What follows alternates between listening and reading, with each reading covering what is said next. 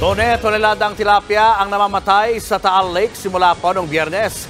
Konektado kaya yan sa pag-alburuto ng Bulkang Taal. Nasa frontline na balitang yan si JC Cosico. Nagsilutangan ng mga patay na tilapyang ito sa bahagi ng Taal Lake sa Barangay Banyagas sa Agoncillo, Batangas. Ang fish cage puno ng mga nabubulok ng isda. Ayon sa LGU, higit 60 fish cages ang apektado na fish kill sa lugar at sa kalapit na Barangay Bilibinhuang mula pa noong Biyernes hanggang nitong Martes. Umabot sa 79,000 kilos ng patay na tilapia na aabot sa 8.5 milyong pisong halaga ang nasayang. Kaya ang mga namumuhunan gaya ni Imelda umaaray sa pagkalugi. Yung pong ibang malapit ng harbisin ngayong October, yung pong maraming namatay. Lugi rin ang mga nagbabantay ng mga fish cage tulad ni Franco. Dahil sa paghakot ng patoka, bababa, sasabog mo, kainitan, tapos namatay lang.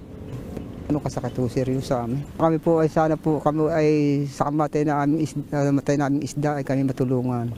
Paliwanag ng Bureau of Fisheries and Aquatic Resources, ang fish kill ay resulta ng pagbaba ng level ng oxygen sa tubig.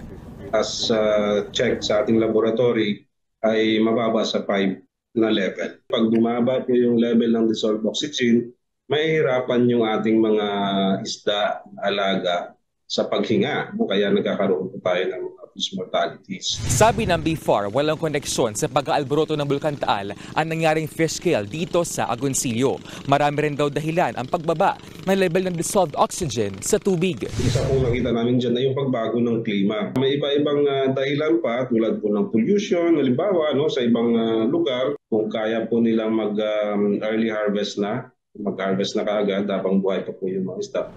Tumulong na Agoncillo LGU sa paglilibing sa mga namatay na isda. Natin po namang sinisiguro at ina-assure ang atin hong mga kababayan, ng atin hong mga consumers na wala pong makakarating sa merkado na galing po sa fish kill. Bawat biyahe ng ating tilapia, yan po'y kumukuha ng permit dito ho sa munisipyo. At yan po'y ini-inspect po muna bago ho sila umalis.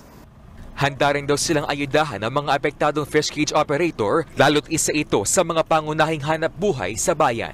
Nagbabalita mula sa frontline, JC Cosico, News 5. Mga kapatid, Julius Babaw po. Huwag maging huli at maging una sa lahat ng balitaan. Para sa tuloy-tuloy na talakayan sa frontline, mag-follow at mag-subscribe sa social media pages ng News 5.